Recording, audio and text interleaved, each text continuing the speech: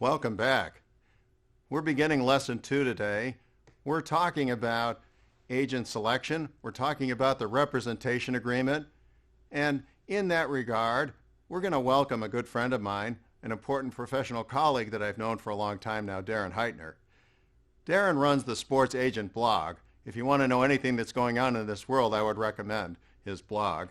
We're going to talk through all the important disclosures that an agent must make, the fiduciary duties, the duties of loyalty. These are important parts of the representation agreement, but more importantly, in living them and seeing how they work out in practice, Darren and his blog help us understand how agents come into and go out of relationships with athletes, what happens to the commission and the trailing streams of commissions as those agencies morph from a small into a large and back to a small again. This is an issue that's very important in representing the professional athletes, and I cannot think of a better person to speak to this issue in a dialogue sort of way. And again, through Skype, we've been able to welcome Darren into this lesson, and we're going to talk about all these subjects, which I hope you'll find most interesting. It's the cornerstone of the beginning of the representation of the professional athlete as he or she turns professional and leaves the amateurism and eligibility issues behind. Welcome. Darren Heitner is with us today. He's done it all, been an attorney and an agent for many professional athletes. We're going to start today. Darren, thanks so much for being with us, first of all. Thanks for being with us and taking the time to be with us today.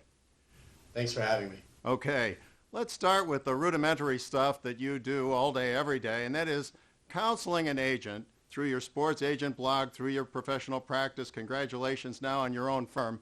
What do you tell an agent are the do's and the don'ts? How do you stay away from the pitfalls of rendering an amateur athlete ineligible and getting yourself as an agent in trouble? And let's talk about the trouble that the current agent is in the University of North Carolina situation with the 3 football players that's featured on your blog. And let's talk about how there might be a criminal prosecution there. What about the Uniform Athlete Agent Act? Might have been violated that in that case, allegedly. And where do you think that case is likely to go? Well, I always advise my clients that the most important thing that they can do is have a real appreciation and understanding for the laws. These agents typically understand the rules that are governing their profession, that are provided by the Players Association. They've read those regulations back and forth. They've read the collective bargaining agreements. They are consummate pros at negotiating contracts for their athletes. And they typically understand that there are many different states, in fact over 40 states, that have a form of an Athlete Agent Act on their books. So it's very, very important. As you mentioned, there's an on-point case right now in the state of North Carolina. And there's a few states, especially in the southeast of the United States. You look at Alabama, Florida historically, and now in particular North Carolina, which there's a particular agent, Terry Watson, a football agent, who found himself in the middle of a full-blown investigation into the University of North Carolina, Chapel Hill. And it was discovered, and at least it's been alleged, that this particular agent provided impermissible benefits to what are considered to be student athletes, any athlete that has intercollegiate eligibility remaining, in an effort to hopefully sign these players to representation agreements in the future. Whether or not the agent was successful in signing those players is immaterial according to the law. So based on that violation, this particular agent, Terry Watson, has subjected himself to potential criminal penalties. And therein lies somewhat, again, of a normative issue. Does the penalty match the crime? Many people would probably say no. You have other much more serious crimes where individuals do not have the threat of a lengthy prison sentence. Here, it's unknown whether or not Terry Watson will end up in jail and what the length of his sentence will be, but at least that's on the table for the time being.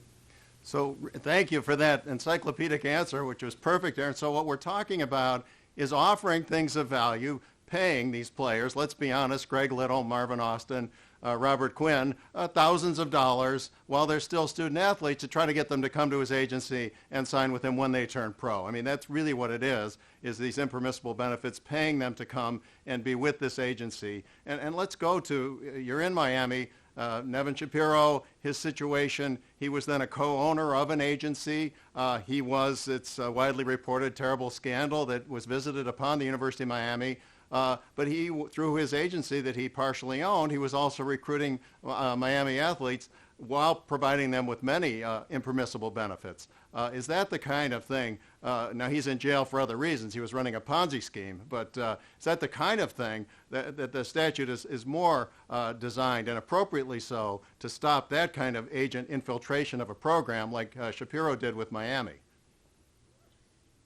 Perhaps. And, a negative consequence of that whole escapade was that there were many athletes who were being recruited to the university at the time and didn't even know better of the situation, were not necessarily aware of what was and what was not permissible, and may have accepted some form of benefit and then was precluded from playing for the university. So, these laws are framed as laws to protect the athletes when in reality, the athletes don't receive any protection at all. Again, it's the university. So if the university feared negative consequence of, let's say, the Nevin Shapiro escapade, which obviously the University of Miami suffered tremendously, it could potentially have some sort of recourse against somebody acting as an athlete agent and harming the university. As you mentioned, this was above, and the matter at hand was so much it was so different than simply an athlete agent act violation. This was an individual who was in charge of a Ponzi scheme. But truthfully, yes. I mean, to an extent, the athlete agent laws are in place to try to maintain a sense of amateurism, maintain this theory that there are actually student athletes who are at the universities to earn an education first and foremost and play sports secondarily, whether or not that's true, and try to create an atmosphere where student athletes are completely separate from agents who are typically or who are perceived to be only influential when negotiating a professional contract. I mean, the issue again is that if you completely separate the agents from the players while they're at school, do we then believe that the athletes have enough time when they finish, let's say in football, their final bowl game between then and when the all-star games occur, the college all-star games or the combine or the pro day? And we would all be ignorant to believe that these athletes are not at least conducting some sort of due diligence well in advance. So let's flip the script, but only a little bit. Let's go back a ways to the Fab Five and booster hundreds of thousands of dollars, and certainly Michigan had to take down all their banners, championship banners, Chris Webber and the Fab Five, and then fast forward, but only a little bit, to Reggie Bush and some of the scandals that were visited on USC, some of the worst penalties ever, close to the death penalty, were visited on USC. Is that where you think on both sides of it, both the player and the agent side, really that's where these statutes should have the most prominence, when you have a major scandal affecting a major university? If we could relegate it to, those types of instances where there is a large-scale issue that needs to be ameliorated, then sure. I mean, to an extent, these athlete agent regulations may have some true noble purpose, but the problem is when they start to be used to try to preclude an individual from giving a player a free ride on a golf cart. And believe it or not, that was once an issue not too long ago with a formerly certified NFLPA contract advisor at the University of Southern California, where he had provided a ride on his golf cart to a player. He ended up losing his certification with the NFL Players Association, and it was a story that was blown up. And really, it shouldn't have been blown up because of the fact that he provided an impermissible benefit, but because it shows just the extent that these sorts of laws and regulations can be enforced if in fact the regulating authorities choose to enforce them. I mean, it really, an impermissible benefit can be as small as providing a free ride to a player.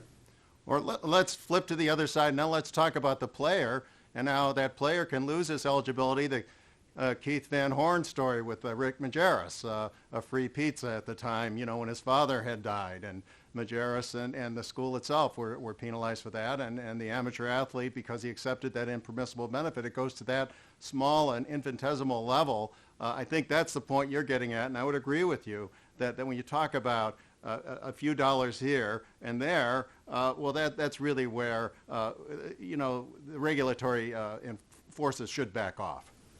And enforcement isn't standardized down the line. I think another big criticism is that certain athletes receive preferential treatment. Think about not even a full year ago when Johnny Manziel, Darren Rovell of ESPN, had reported that Johnny Manziel had signed autographs on a bunch of memorabilia and was purportedly compensated for that. Well, he, received a slap on the wrist. I believe he was suspended for half a game, and it was the first game of the season where Texas A&M played some insignificant team. Meanwhile, as you mentioned, there are instances where it seems as though you get a slice of pizza and you're suspended indefinitely. And so I think the type of enforcement, how it's not standardized, it's not streamlined, that is a strong criticism that I think is fair for individuals to make, because it largely does not make any sense. I mean, again, going back to University of North Carolina, you have this agent, Terry Watson, who basically had his life destroyed for providing a few $1,000s to, a couple, 3 different players at the university. We would all be ignorant to think that these types of actions do not occur, maybe not by a majority of the agents, but there are other agents out there who are providing impermissible benefits to players in an effort to sign them and largely get off scot-free. There's also a federal statute that is supposed to be enforced by the FTC. It's been on the books for 10 years, has not once been used. So there's supposed to be these deterrents there that serve to prevent agents from these types of violations, but you never know when they're actually going to be enforced or if they'll ever be enforced.